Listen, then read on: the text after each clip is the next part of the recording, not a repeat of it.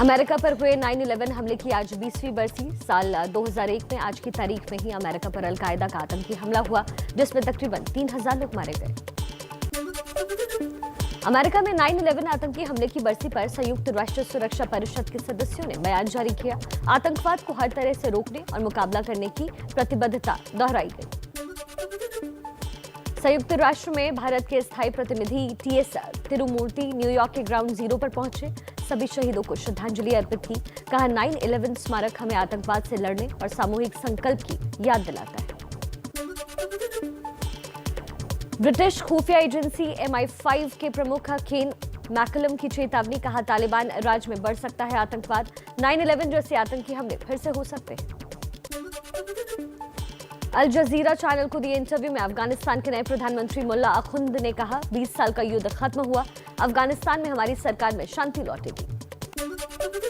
BJP अध्यक्ष JP Nadda आज UP में बूथ विजय अभियान की शुरुआत करने वाले हैं। शाम 4 बजे कार्यकर्ताओं को संबोधित करेंगे। यूपी चुनाव को लेकर परसों लखनऊ में बीजेपी की मीडिया वर्कशॉप। राज्य के सभी प्रवक्ता और IT सेल के अधिकारी शामिल होंगे।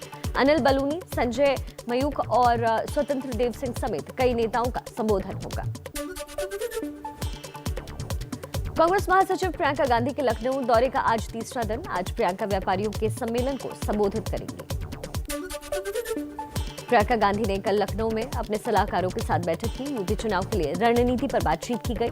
पूरे प्रदेश में 12,000 किलोमीटर की प्रतिज्ञा यात्रा निकालने का फैसला लिया गया। ओवैसी का भी मिशन यूपी हुआ तेज। 22 सितंबर को फिर 4 दिनों के लिए यूपी दौरे पर जाएंगे। संभल, प्रयागराज, कानपुर और बहराइच में सभाएं भी करेंगे। समाजवादी पार्टी पर ओवैसी के लगातार हमले के बाद सांसद ST हासन का बड़ा बयान। कहा, यूपी में मुसलमानों को जो कुछ मिला वो मुलायम सिंह यादव से मिला, वरना मुसलमानों में थाने की सीढ़ियां चढ़ने की हिम्मत तक नहीं थी। बीएसपी अध्यक्ष मायावती ने बाहुबली विधायक मुख्तार अंसारी का टिकट काटा। ट्वीट कर मुख्तार की मऊ सीट पर भीमराज भर के नाम का ऐलान किया। बीएसपी से मुख्तार अंसारी का टिकट कटते ही ओवैसी की पार्टी ने दिया ऑफर। मुख्तार को पार्टी में शामिल होने के लिए कहा गया, टिकट देने का भरोसा भी दिया। यूपी में मुख्तार अंसारी गैंग के गुर्गे अनुज कनौजिया पर आजमगढ़ पुलिस की बड़ी कार्रवाई। मऊ में अनुज का मकान गिराने के लिए लिखी गई वहां के SP को चिट्ठी। जम्मू दौरे के आखिरी दिन राहुल गांधी ने रैली कर बीजेपी पर किए हमले। कहा, बीजेपी ने कश्मीरी पंडितों के लिए कुछ भी नहीं किया। मेरा परिवार भी कश्मीरी पंडित, जम्मू कश्मीर आता हूं तो लगता है कि घर आया हूं। बीजेपी डर दिखाने वाली पार्टी है। जम्मू की रैली में राहुल गांधी ने GST और नोटबंदी की तुलना लक्ष्मी जी से की। बीजेपी ने देवी का अपमान बताया। कहा, राहुल ने धार्मिक भावनाओं को ठेस पहुंचाई। संबित पात्रा का राहुल पर पलटवार। कहा, राहुल क्यों भूल जाते हैं कि कश्मीरी पंडितों पर अत्याचार कांग्रेस काल में हुआ। जम्मू कश्मीर बीजेपी अध्यक्ष रविंद्र रैना बोले, राहुल समेत कांग्रेसियों को पूजा पाठ करना मोदी जी ने ही सिखाया। कांग्रेस नेता दिग्विजय सिंह ने इशारों में तालिबान की RSS से तुलना की। कहा, तालिबान का फैसला है, महिलाएं मंत्री बनने के लायक नहीं। मोहन भागवत कहते हैं, महिलाओं को घर पर ही रहकर गृहस्थी संभालनी चाहिए। RSS प्रमुख मोहन भागवत के झारखंड दौरे का आज दूसरा दिन। आज RSS के पदाधिकारियों और सदस्यों से मुलाकात करेंगे भागवत। पश्चिम बंगाल के भवानीपुर से उपचुनाव के लिए सीएम ममता बनर्जी ने नामांकन दाखिल किया। कानून के मुताबिक सीएम बने रहने के लिए ममता को 5 नवंबर से पहले विधानसभा सदस्य बनना जरूरी है। भवानीपुर से ममता के खिलाफ बीजेपी ने प्रियंका टिब्रेवाल को उपचुनाव का उम्मीदवार बनाया है। पेशे से वकील प्रियंका को कोई भी चुनाव लड़ने का अनुभव नहीं। 30 सितंबर को उपचुनाव की वोटिंग होनी है। चलिए आगे बढ़ते हुए राजनीति से जुड़ी कुछ अहम खबरें आपको दिखाते हैं। छत्तीसगढ़ में धर्मांतरण के मुद्दे पर बीजेपी के सांसद और विधायक समेत कई बड़े नेता दोपहर 12 बजे मार्च निकालेंगे। राज्यपाल अनुसुईया उइके को ज्ञापन सौंपेंगे।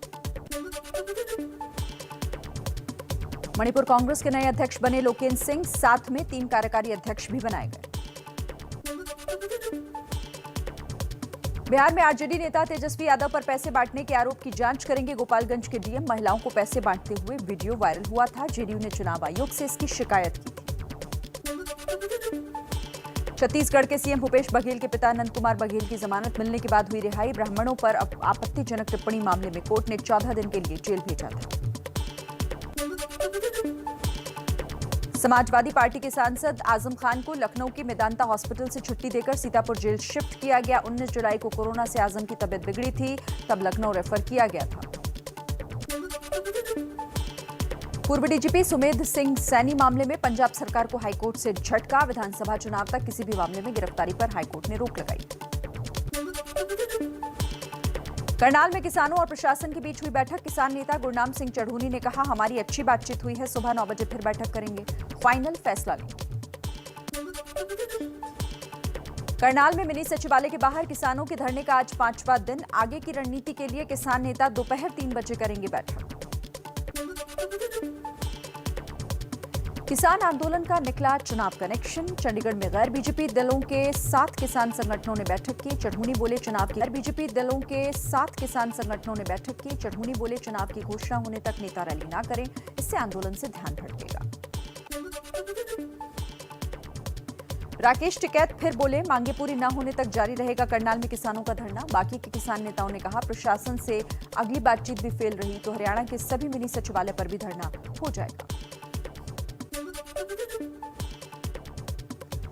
पीएम मोदी सुबह 11 बजे अहमदाबाद में सरदार धाम भवन का वीडियो कॉन्फ्रेंसिंग के जरिए लोकार्पण करेंगे। इस परियोजना के दूसरे चरण का भूमि पूजन कर शिलान्यास भी करेंगे।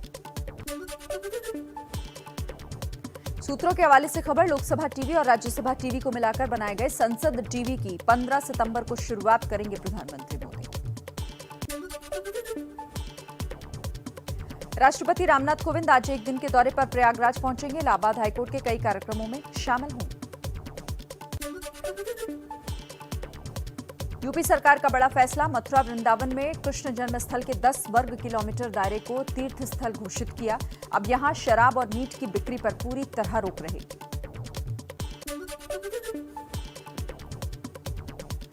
पीएम मोदी ने कोरोना पर उच्च स्तरीय बैठक की। देश में टीके के उत्पादन और सप्लाई की समीक्षा की। कोरोना के नए म्यूटेंट को लेकर भी चर्चा की गई। दिल्ली में पिछले 24 घंटों में कोरोना के 36 नए मामले सामने आए, एक भी मौत नहीं। 52 मरीजों को अस्पताल से छुट्टी मिली। राजधानी में अब 399 एक्टिव केस हैं। पंजाब में अमरिंदर सरकार की सख्ती, प्रदेश के सभी सरकारी कर्मचारियों को 15 सितंबर तक वैक्सीन की कम से कम 1 डोज लगवाना जरूरी, वरना कंपलसरी लीव पर भेज देंगे। यूपी में बढ़ता डेंगू और वायरल का कहर। न्यूज एजेंसी वार्ता के मुताबिक फिरोजाबाद मेडिकल कॉलेज में 120 नए मरीज भर्ती हुए। पिछले 24 घंटे में 8 मरीजों की हुई मौत। फिरोजाबाद में वायरल बुखार के बढ़ते मामलों के बीच दिखी सरकारी लापरवाही। ग्रामीण इलाकों के कई प्राथमिक स्वास्थ्य केंद्रों पर दिखे ताले। ग्रामीण इलाकों में ही इलाज के लिए सबसे ज्यादा दिक्कत है। यूपी के कई जिलों में वायरल फीवर और डेंगू का प्रकोप अभी भी देखने को मिल रहा है। गाजियाबाद में बुखार से पीड़ितों को इलाज भी नहीं मिल पा रहा है। आगरा में अब तक बुखार के 16 मरीज मिले। स्वास्थ्य विभाग की टीम अलर्ट पर। गांव-गांव में फॉगिंग करवाने में जुटा प्रशासन।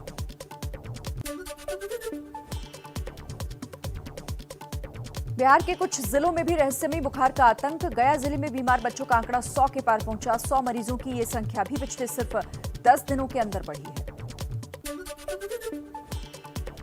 बिहार में दरभंगा जिले के हालात सबसे ज्यादा खराब। पिछले 15 दिनों में 7,500 से ज्यादा वायरल और बुखार के मामले सामने आए हैं। अस्पतालों में एक बेड पर 3-3 बच्चों का एक साथ इलाज। कहीं बेड न मिलने पर जमीन पर ही लिटाकर हो रहा है इलाज। यूपी बिहार के साथ दिल्ली में भी डेंगू, मलेरिया, मौसमी बुखार और रहस्यमयी बुखार के तेजी से बढ़ रहे हैं मामले। अस्पतालों में बेड पड़ने लगे हैं कम। कुछ अस्पतालों में भी दवाओं की कमी हो रही है। बाढ़ और बारिश से जुड़ी कुछ अहम खबरें भी आप तक पहुंचा तेज रफ्तार में।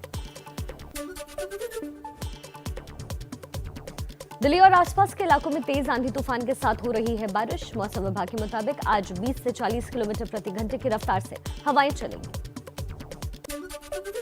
एमपी के नीमच में 24 घंटे से भी ज्यादा वक्त से हुई लगातार बारिश से सड़कों पर भरा पानी। दुकानों के अंदर भी पानी भरा। दुकानदारों ने कहा लाखों का सामान बर्बाद हुआ। उत्तराखंड के रुद्रप्रयाग में लगातार बारिश से अभी टूट रहे हैं पहाड़। कहीं पानी की तेज धार के साथ आए मलबे ने गाड़ियों के पहिए थामे, तो कहीं एनडीआरएफ की टीम रास्ता साफ करने में जुटी हुई है। पंजाब के अमृतसर शहर में भी बारिश के बाद सड़कों पर लबालब पानी भर गया है। उस वजह से दरबार साहिब तक आने जाने वाले रास्ते को भी फिलहाल बंद कर दिया गया है। पुलिस कमिश्नर ने खुद ट्रैफिक पुलिस की मदद से जगह जगह लगा जाम और जलभराव साफ करवाया। एमपी से भारी बारिश के बीच लापरवाही की तस्वीरें भी सामने आ रही है। रतलाम में जहां एक चालक ने यात्रियों को अपनी जान की परवाह न करते हुए बस को उफनती नदी से पार ले जाने की कोशिश की। इस कोशिश में बस नदी के बीचों बीच फंस गई। गनीमत रही कि यात्रियों की जान बच गई।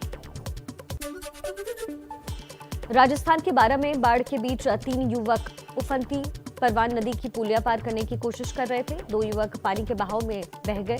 गनीमत ये रही कि वहां में 1 किलोमीटर आगे तक बह चुके इन लोगों को प्रशासन ने सकुशल बचाया। पूरे देश में कोरोना की पाबंदियों के बीच मनाया जा रहा है गणेशोत्सव। मुंबई महाराष्ट्र में पंडालों में जाकर दर्शन की अनुमति नहीं, ऑनलाइन दर्शन कर बप्पा से मन्नत मांग रहे हैं लोग। मुंबई में इस बार विष्णु के अवतार में विराजे हैं लालबाग के राजा। कोरोना की वजह से मंडल ने लाइव स्ट्रीमिंग से अभी उत्सव कार्यक्रमों पर लाइव प्रसारण दिखाने के इंतजाम किए हैं। गणेश गली में मुंबई के राजा का भी कल कोरोना नियमों को ध्यान में रखते हुए आगमन हुआ। आरती में कम लोगों को शामिल होने की अनुमति दी गई। बिना भीड़ के हो रही है पूजा। मुंबई में कई बॉलीवुड हस्तियों के घर भी विराजे गणपति बप्पा। जुहू में गोविंदा ने पूरे परिवार के साथ बप्पा का स्वागत किया, पूजा अर्चना की। अपने जमाने के मशहूर अभिनेता जितेंद्र के घर पर भी विराजे गणपति। जितेंद्र के बेटे तुषार ने परिवार के साथ बप्पा की पूजा की। अभिनेत्री दिव्या दत्ता ने इस बार इको फ्रेंडली गणपति बप्पा को विराजमान किया। एबीपी न्यूज के साथ शेयर की बप्पा के लिए अपनी आस्था।